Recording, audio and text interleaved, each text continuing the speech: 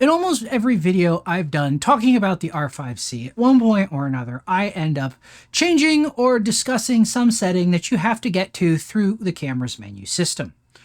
And while this should be among the most basic tasks for anyone using one of these cameras, there's actually quite a little bit of subtlety in how the system works as well. What's up everybody, I'm Jason and welcome back to some more tips and tricks for the Canon EOS R5C. And as you might have guessed, this time we are going to look at something that's on the very basic end of the scale, navigating the camera's menus. So without further ado, let's get right into this.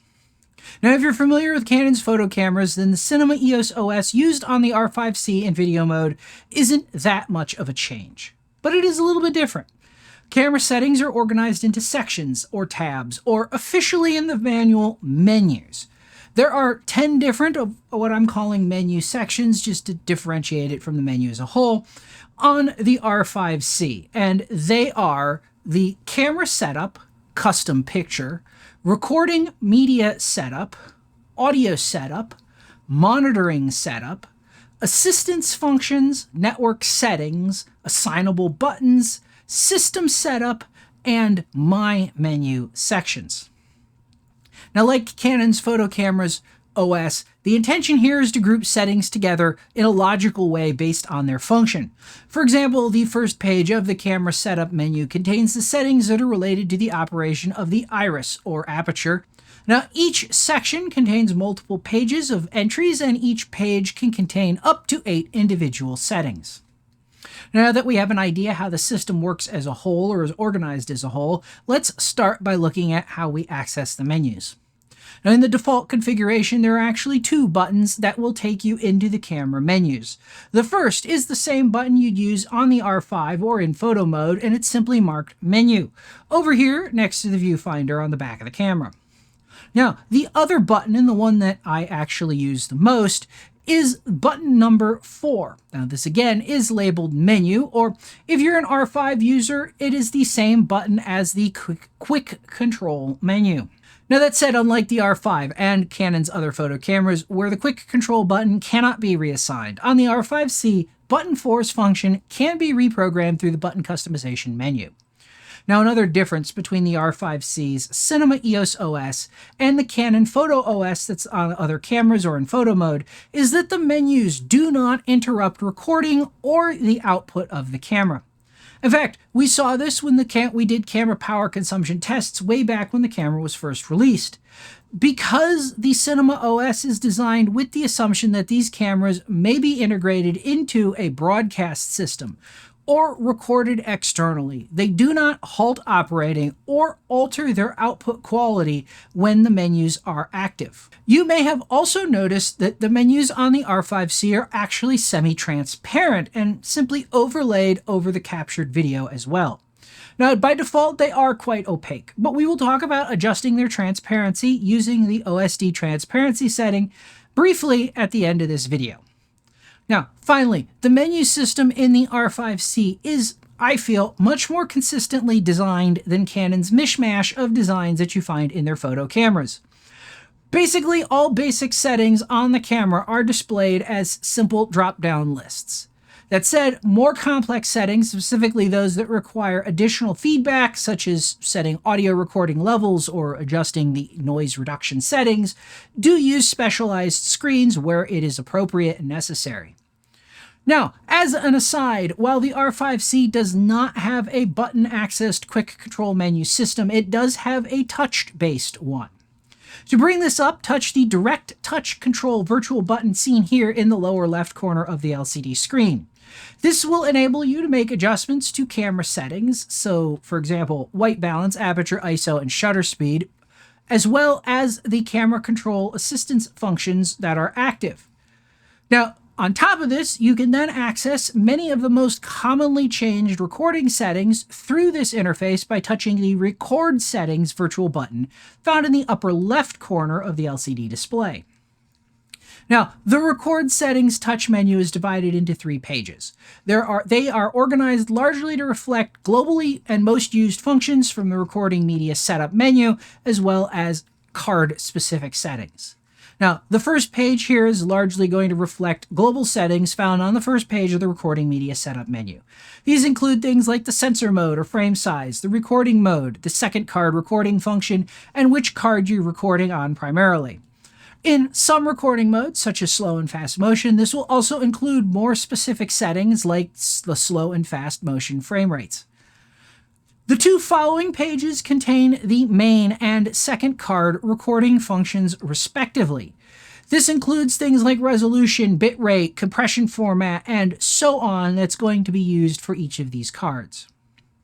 Anyway, let's get back to the menus as a whole. Like Canon's photo cameras, navigating the menus can be done in a variety of ways. This includes using the touch screen, using all three of the dials on the camera, the multi-controller, as well as the set, cancel, and menu buttons. Now, of these, touch is easiest to sort of understand, but I find almost the most difficult to deal with due to simply the size of the touch targets. Just touch the section, page, or setting you want to select, or the change setting you need to change, and the camera will make the change. The next major way to interact with the menu system is using the control dials. Now, like Canon's consumer cameras, the R5C dials each have a different function in the menus. Now, the bad news here is that Canon's Cinema EOS OS and the manuals and documentation around it don't use the same terminology for these dials as their consumer camera OS manuals and documents do. In the Cinema EOS world and associated documentation, the dials are called the grip, top, and select. Now, if you're familiar with Canon's Photo OS, you'd know these as the main, second quick control, and quick control dials, respectively. The grip dial, as its name implies, is found on the top of the grip, just behind the shutter release here. The top dial is found here on the top of the camera.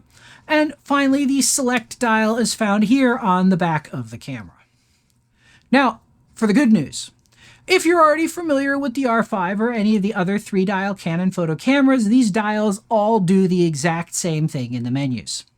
The grip dial steps through the menu one page at a time. Just like on the photo cameras, you can think of this as navigating horizontally through the menu system. When you reach the last page of a menu section, continuing to scroll will take you to the first page of the next section. The top dial steps through the menu one section, or menu, at a time.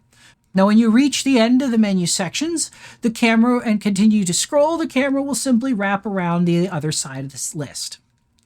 Finally, the select dial moves the current setting up or down on the current page.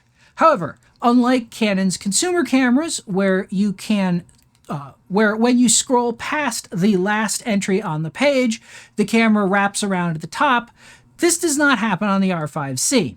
Instead, the camera will switch to the top or bottom of the adjoining menu page, depending on which way you're going. So if you scroll off the top of the page, it will go to the bottom of the previous page. If you scroll down off the bottom of the current page, it will scroll to the top of the next page.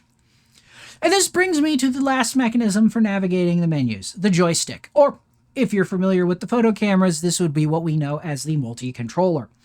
Now, that said, while the multi-controller on a photo camera navigation is very simple, left and right change the current page, up and down change the currently selected setting, the R5C does throw one additional feature in the mix. So, like the R5, you can simply use left and right to change the current page and by extension the current menu section when you reach the last or first page of that section.